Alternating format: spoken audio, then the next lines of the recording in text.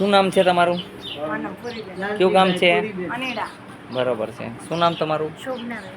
શું તકલીફ હતી? મને આ પગ આખો દુખતો હતો 60 60 અત્યારે કેમ છે? સારું છે. સારું થઈ ગયું. મેં કીધું એ પ્રમાણે હાલજો. કઠોળ ન ખાતા, બટેટા ન ખાતા. હો, ગેસની દવા લેજો.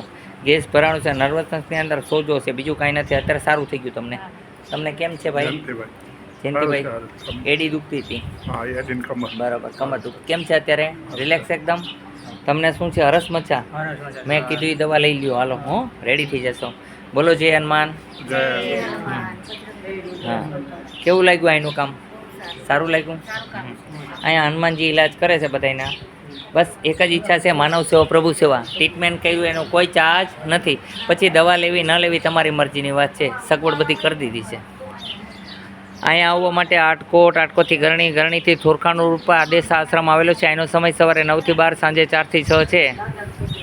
આ જગતની અંદર જીવીએ એટલે દુઃખ અને સુખ તો બંને આવ્યા જ કરવાના છે.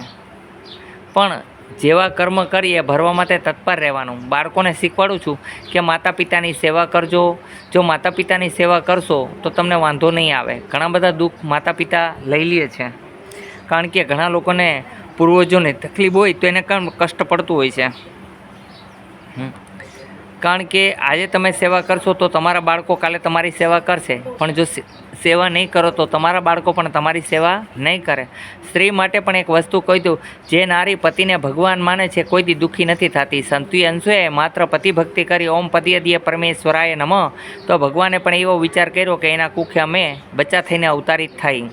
અને પતિ એમ સમજે કે મારી પત્ની છે બધી મા બેન દીકરી સમાન છો, તો એને પણ દુઃખ પડતું નથી. એટલે સંસ્કાર એવા અપનાવજો જેને કારણે દુઃખ ન થાય. ઇજ્જત આબરૂ મેળવતા બહુ વાર લાગે છે અને જાતા કાંઈ વાર લાગતી નથી. કપડાં હોય છે એને મેલા થતાં વાર નથી લાગતી, પણ ધોતા હોય કોઈ બહેનો તો એને પૂછજો કેટલી વાર લાગે છે. એટલે લેડીઝનું સન્માન કરજો. લેડીઝ જગદંબાનું સ્વરૂપ છે. જ હોત નહીં નારી તન હત બ્રહ્મા વિષ્ણુ અને મહેશ. કારણ કે સર્વપ્રથમ તેજ પ્રગટ થયું છે. તેજ શક્તિનું સ્વરૂપ છે. એમાંથી જ બ્રહ્મા વિષ્ણુ અને મહેશ પ્રગટ થયા છે. અને આ જગતની અંદર શક્તિ મહાન છે. દરબારોમાં તો હું આજ પણ રેણી કેણી જોઉં છું કે દરબાર લોકો યુદ્ધ કરવા જતા તો પત્નીની હાથે ચાંદલો કરાવતા, એમની હાથે તલવાર લેતા, કારણ કે શક્તિને હાથે પ્રદાન થાય તો એ વિજય થઈને આવતા.